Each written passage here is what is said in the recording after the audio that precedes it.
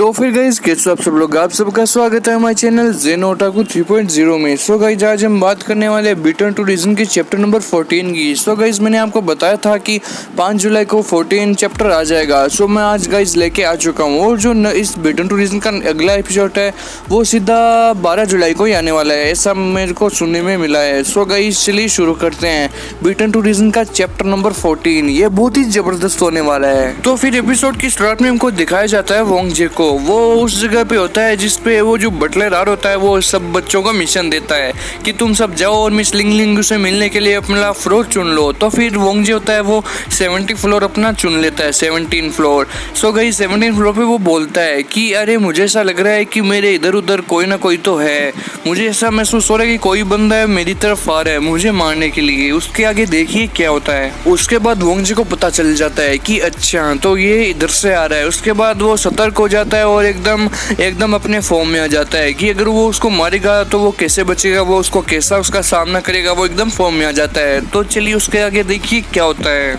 उसके बाद वो जो खड़ूस बंदा होता है वो उसकी तरफ पता नहीं किस चीज से उसकी तरफ फेंकता है और उसको मारने की कोशिश करता है, क्योंकि बटलर आर ने कहा था जो आपके एक पास होंगे वो एक दूसरे को मारेंगे और आप सब में से कोई एक बंदा ही मिस लिंग लिंग से मिलने जाएगा। इसलिए मिस लिंग लिंग से मिलने के लिए वो उसकी तरफ वार करता है और वो सोचता है कि अगर मैंने इसे मार दिया तो मैं अगले फ्लोर पर जा सकता हूँ और अगले फ्लोर पर जाने के बाद मैं और बंदों को मार के भी मिस लिंग लिंग से मिलूंगा। सो गाइस उसके आगे देखिए क्या होता है। जब वो उस पर वार करता है तो वोंगजे बच जाता है। जैसे ही वो बंदा वोंगजे को मार रहा होता है तो फिर वोंगजे साइड में हट जाता है और उसका वार मिस हो जाता है। उसके बाद वो बोलता है कि आज तू जाएगा कहाँ, आज तो तू मेरे हाथों में मरना है, आज मैं तुझे मार के मिस लिंग लिंग से मिलने जाऊंगा। उसके बाद वो जल्दी सीढ़ियाँ चढ़ के अगले फ्लोर पर जाने की कोशिश करता है और वो बंदा उसका पीछा करता है उसको मारने के लिए। वो जल्दी वोंगजे भाग के ऊपर चला जाता है। उसके बाद वो भी जल्दी से अपना हथियार लेकर उसकी तरफ बढ़ता है ताकि वो उसको मार सके। उसके बाद वो जल्दी अपने फायर विकेट हथियार के साथ ऊपर भागता है और वोंगजे को मारने की कोशिश करता है। वो सोचता है कि आज मैंने इसको मार दिया तो आज मेरे को मिलने का शायद मौका मिल सकता है।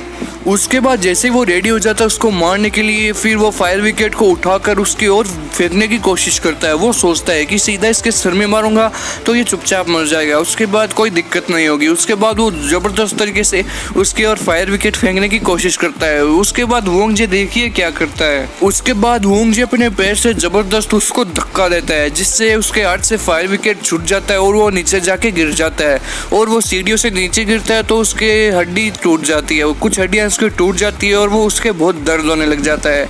उसके बाद वोंगजे उसका इतना जबरदस्त पंच मारता है अपने पैर से कि क्या बताएं। और वो पंच इतना खतरनाक होता है कि वो जो बंदा होता है जो उसको वो फायर विकेट से मारने वाला होता है वो सीढ़ियों से नीचे गिरता है और उसकी कुछ हड्डियां टूट जाती है, लेकिन फायर विकेट जो है वो उसके हाथ से छूट जाता है। वो उसकी सबसे बड़ी गलती होती है। उसके बाद वोंगजे फायर विकेट उठाता है और देखिए क्या करता है। उसके बाद वोंगजे बोलता है कि चलो अच्छा है मैंने इसको धक्का दे दिया, वरना ये तो मेरे को आज मार ही देता और अगर ये मेरे को मार देता तो मैं वेन चांग को घर पे कैसे लेके जाता। और मैंने उसके डैड से वादा किया था कि मैं उसको घर पे लेकर आऊँगा। चलो अच्छा है मैं बच गया, अब बहुत हो गया, अब इसकी बारी, अब मैं इसको मारूंगा, ये मेरे को क्या मार रहा था इतनी देर, अब बताऊंगा मैं बंदा कौन हूँ। उसके बाद वो देखता है कि फायर विकेट कहाँ है। जब वोंगजे को फायर विकेट दिख जाता है तो वो जो दूसरा बंदा होता है वो भी फायर विकेट को लेने के लिए उसकी तरफ भागता है और वोंगजे भी उसकी तरफ भागता है, लेकिन वोंगजे उसको पहले ले चुका होता है। उसके बाद देखिए वोंगजे फायर विकेट से उसको मारता है या नहीं मारता। उसके बाद वोंगजे को गुस्सा आ जाता है और वो फायर विकेट को हाथ में लेकर उसकी ओर फेंकने की कोशिश करता है। वो सोचता है कि इसके सर पे मारूं या इसके मुंह पे मारूं। उसके बाद जैसे ही वो उसके ओर फेंकने की कोशिश करता है तो उसके बाद वो बंदा उसको देखे क्या बोलता है। वो बोलता है कि नहीं रुक जाओ। उसके बाद वो क्या बोलता है वो देखिए। उसके बाद वो बोलता है कि स्टॉप रुक जाओ, अरे तुम तो इतने भले इंसान हो, तुम क्यों मेरे को मार रहे हो, प्लीज रुक जाओ, मुझे मारो मत, अगर तुम मेरे को मार दोगे तो मेरे साथियों का क्या होगा, प्लीज मुझे मत मारो, मुझे छोड़ दो, मुझ पर दया करो।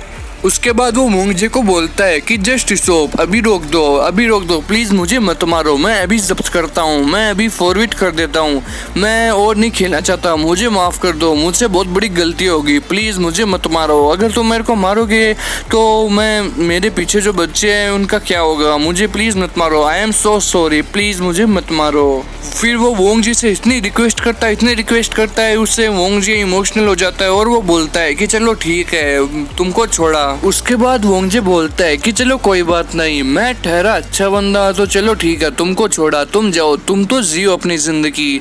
उसके बाद वो अच्छे से सांस लेता है और बोलता है कि चलो अच्छा है, जान छूटी। उसके बाद उसकी आंखों से खून आता है और फिर वो धीरे धीरे सांस लेता है जैसे, फिर वो बोलता है कि चलो अच्छा है, आज कुछ तो नॉर्मल मेरे को देखने को मिला, सारे बंदे एक जैसे नहीं होते, बेचारा इसने माफ़ी मांग ली तो आज ये बच गया, वरना इसके भी बचने के कोई चांस नहीं थे, इसका भी मैं वही हाल करता जो मैंने हाल दूसरे बंदों का किया था। उसके बाद वो दूसरा बंदा बोलता है कि चलो अच्छा है, आज बच गया, आज तो मेरी कम से कम, आज मुझे लग रहा था कि मेरी लगभग जान ही चली गई है, लेकिन मैं तो बाल बच गया, आज अगर इसकी जगह कोई दूसरा होता तो वो तो मुझे मार ही देता, लेकिन इसको क्या हो रहा है, इसकी आंखों में से खून क्यों आ रहा है, इसको कुछ हो रहा है क्या भाई, पी के तो नहीं आया ना भाई, तेरी आंखों से खून कैसे आ रहा है, क्या बात है। उसके बाद वो सोचता है कि शायद ये वेम्पायर बनने वाला है, क्योंकि इसकी जो मैंने हरकतें देखी थी वहाँ पर और यहाँ पर, उससे तो ऐसा ही लग रहा है कि वो वेम्पायर बनने लग रहा है,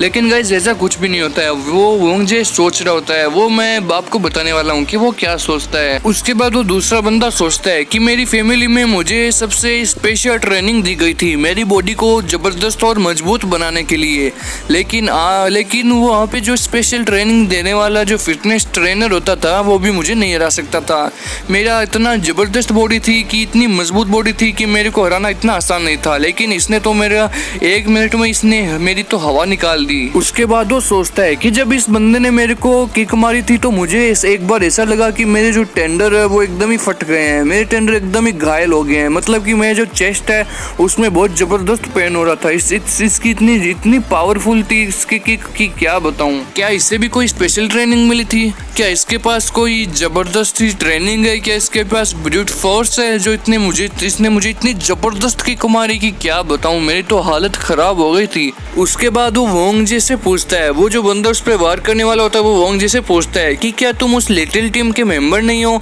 मुझे तो लगता है तुम उस लिटिल टीम के मेंबर ही हो जिसने सारी की सारी मछलियां एक बार में ही बाहर निकाल दी थी, मैंने ऐसा सुना था, लेकिन मैंने तुमको देखा नहीं था।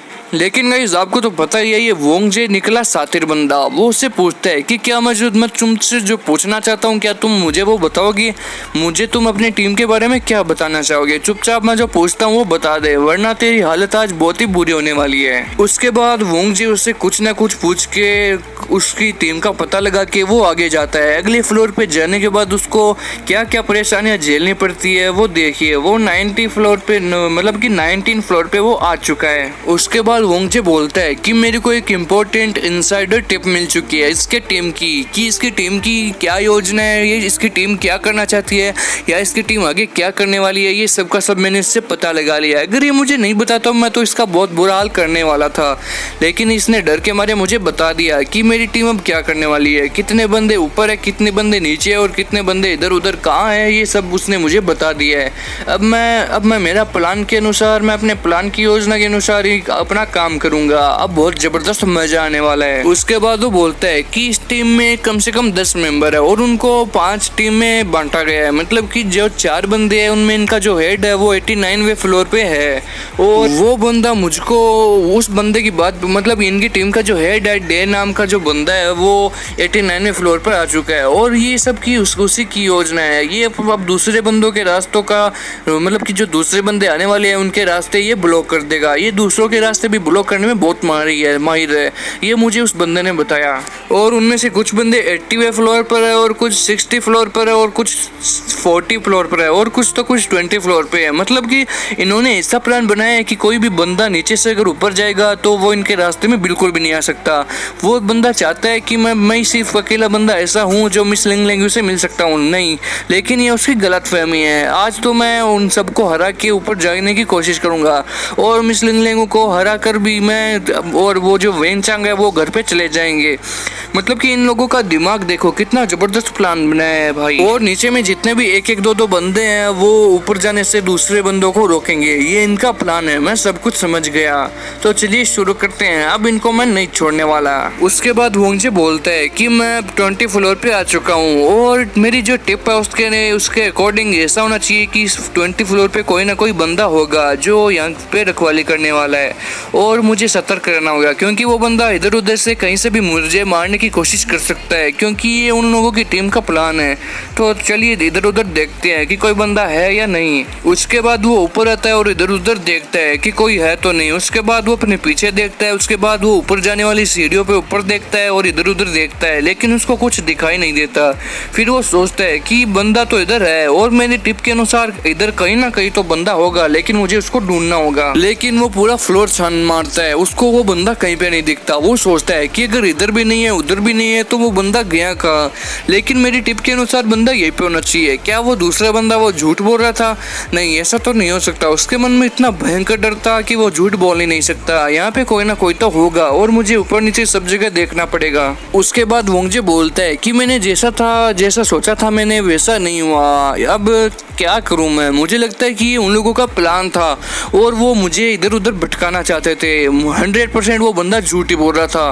तो अब क्या किया जाए? अब कुछ ना कुछ मेरे को सोचना पड़ेगा, वरना तो मैं हार जाऊंगा और फिर मैं घर पे नहीं जा पाऊंगा और वेनचांग के डेट को मैं धोखा नहीं दे सकता। फिर वो बोलता है कि जैसा मैंने सोचा था वैसे इन लोगों ने टीम बनाई नहीं है, कुछ ना कुछ तो इन लोगों ने गड़बड़ की है। ये इन सब की चाल है। जिस तरह टेक्निकली उन बंदों को नीचे खड़ा किया गया था कि कोई ऊपर बंदा आ नहीं सकता, लेकिन ये तो मेरे को चांस एकदम ही गलत लग रहा है। मुझे लग ये सबका सब चांस ऐसा है कि मुझे लग रहा है कि वो सारे के सारे बंदे ऊपर ही होंगे और ऊपर के फ्लोर पर वो एक दूसरे को इधर उधर जाने से रोक रहे होंगे। तब मैं जान चुका हूँ अब उनका क्या प्लान है। तो चलो आगे चलते हैं। फिर वो बोलता है कि 79th फ्लोर और 89th फ्लोर पे वहाँ पे सबसे ज्यादा डेंजर होगा, क्योंकि ऑलमोस्ट बंदे जो है वो वहीं पे होंगे, मुझे ऐसा लग रहा है।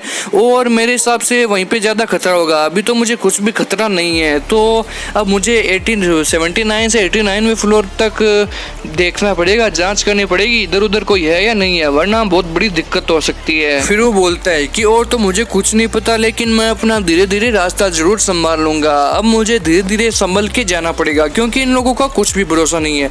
ये किधर भी हो सकते हैं और किधर भी नहीं। तो चलो अब धीरे धीरे ध्यान रख के आगे बढ़ना होगा। उसके बाद वो बोलता है कि मैं किसी पर भी भरोसा नहीं कर सकता, मुझे सोच समझ के मेरा फैसला लेना होगा और मैं अगर इन पर भरोसा करूंगा तो मेरे साथ बहुत ही बुरा होगा। इसलिए मैं सबसे नीचे फ्लोर पे से ऊपर जा रहा हूँ ताकि मुझे सब कुछ समझ रहे और ऐसा भी ना हो कि पीछे से कोई आके मुझे मारे। उसके बाद वो बोलता है कि मैं मेरे टेक्निकल माइंड से ही एकदम पूरा काम कर रहा हूँ। मैं इधर उधर कोई सा भी मतलब कोई भी बंदे की तरह काम नहीं कर रहा।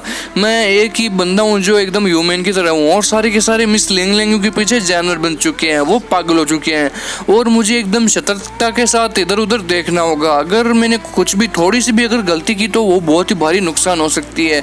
इसलिए अब मुझे सतर्कता के साथ आगे बढ़ना होगा। और लेकिन मेरे साथ ये धीरे धीरे मेरी तबीयत क्यों खराब हो रही है? इमोशनल होने के कारण मैं उनको मार नहीं पाया और ये मेरी सबसे बड़ी गलती थी। अब मुझे कुछ हो रहा है, मुझे ऐसा लग रहा है कि मेरी आंखों में से खून आ रहा है, मेरे पूरे शरीर में से इधर उधर खून बिखर रहा है और मुझे ऐसा लग रहा है कि मुझे कुछ ना कुछ करना होगा। इमोशनल होने के कारण मैंने सबसे बड़ी गलती कर दी थी। कुछ ना कुछ तो गड़बड़ी हो रही है, पता नहीं मुझे क्या हो रहा है, लेकिन कुछ ना कुछ हो रहा है। उसके बाद वो अपना सर पकड़ लेता है और बोलता है कि मेरे सर में धीरे धीरे दर्द बढ़ता जा रहा है। मेरे सर में इतना दर्द धीरे धीरे बढ़ता जा रहा है कि मैं क्या बताऊं, बहुत भयंकर दर्द धीरे धीरे होने लग गया है। अब मेरा सर एकदम चकराने लग गया है, मैं बिल्कुल भी चल नहीं पा रहा। ये क्या हो रहा है? अचानक से ये क्या हो रहा है? उसके बाद वो बोलता है कि अब मेरा सर कुछ ज्यादा ही दर्द होने लग गया है। अब मुझे लगता है कि मुझे ऑपरेशन होगा तभी जाके मेरा सर एकदम ठीक होगा, लेकिन मेरा सर बहुत भयंकर दर्द होने लग गया है। मैं बहुत ही बुरा फील कर रहा हूँ। लेकिन ये मेरे हाथ के ऊपर क्या है भाई? ये क्या हो रहा है? अरे मैं किधर फंस गया? फिर वो बोलता है कि ये क्या हो रहा है? मेरे हाथों में ये क्या हो रहा है? मेरी आंखों में ये पूरे शरीर पे, ये मेरी पूरी बॉडी पे ये लाल लाल क्या हो रहा है? नहीं नहीं नहीं, मैं वैम्पायर तो नहीं बन रहा हूँ ना। मैं बस एक ही बंदा ह्यूमन बचा था और ये सब वैम्पायर बन चुके थे। कहीं मैं तो नहीं बन रहा हूँ ना वैम्पायर। अगर मैं बन गया तो वेनचांग बिल्कुल भी कुछ भी नहीं कर पाएगा, वो तो एकदम कमजोर है। मेरी हालत बहुत ही बिगड़ती जा रही है, कुछ ना कुछ करना होगा। उसके बाद वो बोलता है कि मेरी आंखों में अब क्या होने लग गया। मेरी आंखें बहुत ही दर्द हो रही है। आंखों में दर्द क्यों हो रहा है?